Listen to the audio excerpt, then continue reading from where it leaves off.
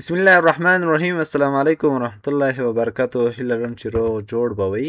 نن راځو په ورډ پروګرام کې په یو څو ډېر مهمو کمانډو باندې خبرې کوو چې د هغه له جملې څخه لومړی کمانډ د هایپنیشن مربوط ده. هایپنیشن څه شی ده؟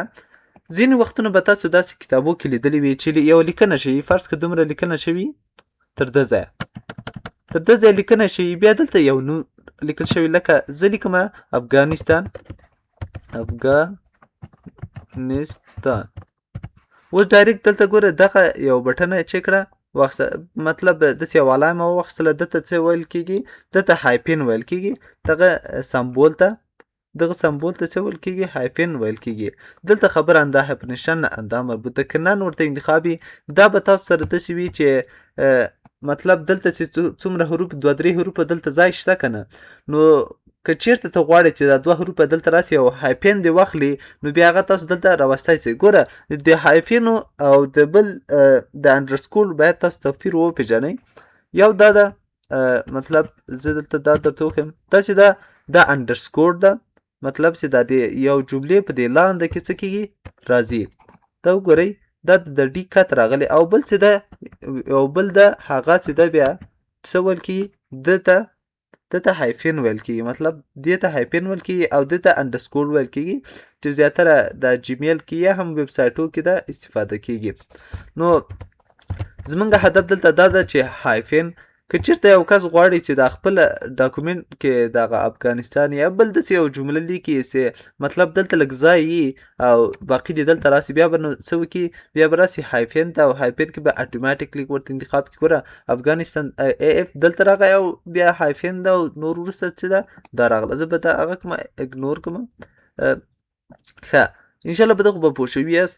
بل چې دلته هایفن کې منولي ده. منولي څه هدف دا ده، که چېرته ته غواړې په خپل زړه باندې ورته چې هایفن ماته دلته واچوه، دلته هغه ته خپله کوای شي. زه به نن کومه لومړی، یعنی مطلب هایفن ما سره نشته.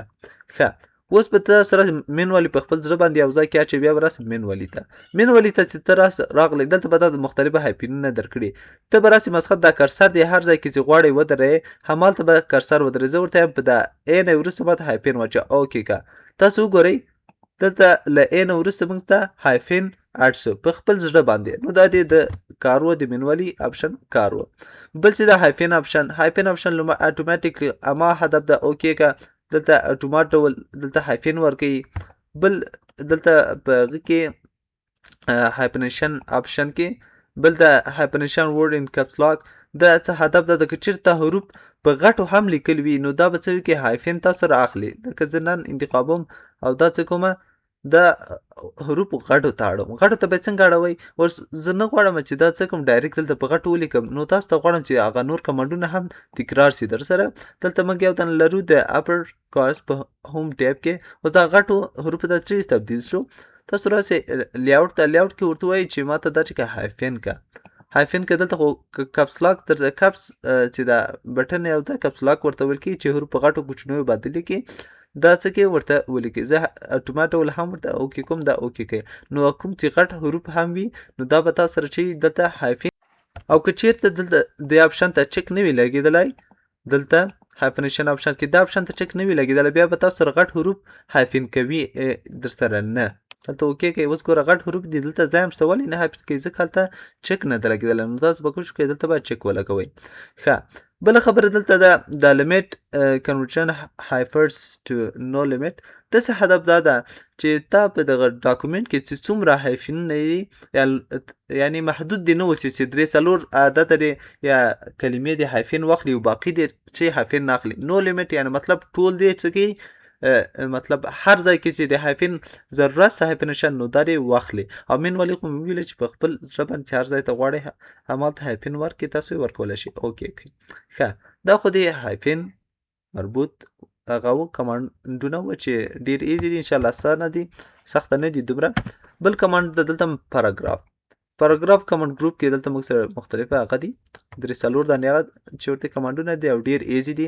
زه راځم دلته یو لیکنه کومه تقریبا یو 5 پاراګراف غواړم لیکنه وکړمه. دومره لیکنه ما وکړه. ښه، دلته پاراګرافو کې ګوره د دغه جی فاصله تاسو وګورئ، دومره فاصله پاتې دلته ښي طرف ته دومره پاتې زه کنټرول A کوم او کنټرول G جسټیفای کوم. نو دغه فاصله ګورئ تاسو دلته ښیي لیفت طرف دا چپ طرف ته لیفت وایي چې دغه طرف کې د فاصله څومره وي تاسو ګورئ دلته هم تغییرات کتای شئ دا لیکله د چپ طرف نه دومره لیکل کېږي یا دومره لیکل کېږي. تاسو که دا کوای شئ له بل هغه نه هم وکئ چې تاسو راسئ دغه هغه باندې کلیک وکئ دومره رامخته کئ او شاته کئ تاسو دواړه دا څه کوای شئ استفاده ترې کولی شئ او من ولې هغه یا بای ډیفالټ څو وي صفر وي او ښي طرف نه څومره دغه پاراګراف هغه غواړي اندازه غواړي زه ورته وایم چې ښي طرف نه رایټ نه دومره زیاته یې که راته یا هم کمه یې که کولی شئ تاسو په ده باندې هم کم او زیاته کوئ او نورمال یې چې ده صفر سایز ده. بل د سپیسینګ پاراګراف نه بیفور آفټر د څه هدف څه ده د څه هدف دا ده چې د پاراګراف دغه پورته تاسو وګورئ زه به داسې وکړم لومړی خو به تاسو ته پاراګراف هغه وښیم چې پاراګراف څومره ځای ته ویل کېږي. دا ګوره اوس زموږ د هغه چې دا څو پاراګرافه ده تقریبا 1 2 3 4 5 پاراګرافه ده زموږ دا لیکنه. نو یو کس وایي چې زه څنګه پوه شم استاد چې دا زما هغه څو پاراګرافه ده پاراګراف کوم ځای کې چې انټر وکاروه هغه نه وروسته بل پاراګراف شروع کړي مطلب دومره لیکنه دې وکړه انټر دې که دا بل پاراګراف سو بیا انټر که بل پاراګراف سو که دا خو مشکله ده چې اوس دا انټر دلته شماري راسه په هوم مینو کې موږ یو کمانډ ویراوه د پاراګراف دا کلیک که تاسو په پاراګراف هغه کې تا ته څه وکړي ډایرکټ به دا درکړي چې دلته پاراګراف خلاص دلته او دلته ولې هغه څه وایي ده ځکه دلته موږ انټر کارولی خو پاراګراف مو تر اوسه شروع کړی نه ده. که دا د پاراګراف ته بیرته ایسته کوي تاسو یې چې کولی ایسته کولی شئ. ښه دا خو صحیح ده. زه راځم دلته دغه لیکنه دومره څه کوم پاکومه دا لیکنه مې پاک کړه او دا چې کنټرول ای کوم دا انتخابومه. نو دا لیکنه کې تاسو ګورئ دا پورته څومره د پاراګراف هغه دا فاصله ده او دا لاندې څومره فاصله اخیستې ده. نو دلته موږ سره په لیاوټ کې همدا موضوع ده که چېرته بیفور د پاراګراف فور ته ده څومره فاصله واخلي دا فاصله تاسو ته ښیي نورمال چې د صفر ده او آفټر دغه فاصله څو وي دا 10 پوینټ ده نورمال 8 پوینټ خو 10 پوینټ هم نورمال ده. تاسو به دا کوئ زیاتوئ یا هم کموئ شئ تاسو وګورئ دا اتومات ډول څو ده دومره 8 پوینټه ده تاسو کوئ چې دا زیاته کوئ کمه کوئ فاصله ده. اوس زه راځم کنټرول زیډ کوم زه نوره لیکنه غواړم چې دلته څه کومه زه لږ اډ کومه دا ګوره مطلب تغییرات دي. اوس دا زه کنټرول ای کوم دا چیرته کارول کېږي زه اصلا زما هدف کوم ځای کې ده ځینې وخت تاسو دومره لیکنه وکړه او غواړئ چې دا بسته صفحه پرې ونیسئ بیا راسه دلته د پاراګراف مخ ته شاته چې وکړه لیکنه چې که دغه فاصلې چې اضافه کړه نو تاسو خو دجې نه هم کولی شئ چې تاسو دا مخ پرې ونیسئ خو دومره څوک نه کوي چې دومره ډېره فاصله ورکړي بیا به تاسو څه ته راسئ هم ته راسئ تاسو د لاین نمبر څه کې دا سپیسینګ چې هم زیاتولی شئ تاسو لاین سپیسینګ دجې نه غټ کړئ 2 کړئ ورته یعنې به څه شي بسته صفحه به در سره ونیسي.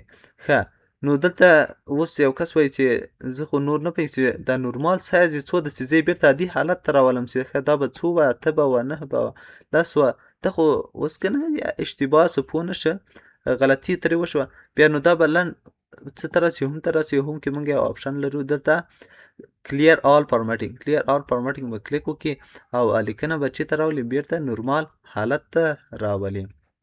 نو دا و د نن ورځې زموږ درس که چېرته څوک زموږ د دغه چینل نوي مېلمانه یي نو زموږ چینل در سره سبسکرایب کړئ او نورو ملګرو سره دغه ویډیو که خوښ شوی شیر یې کړئ تر څو نور کسان هم ترې مستفید سي. نور مو په لوی الله تعالی سپارم ښه وخت ښې چارې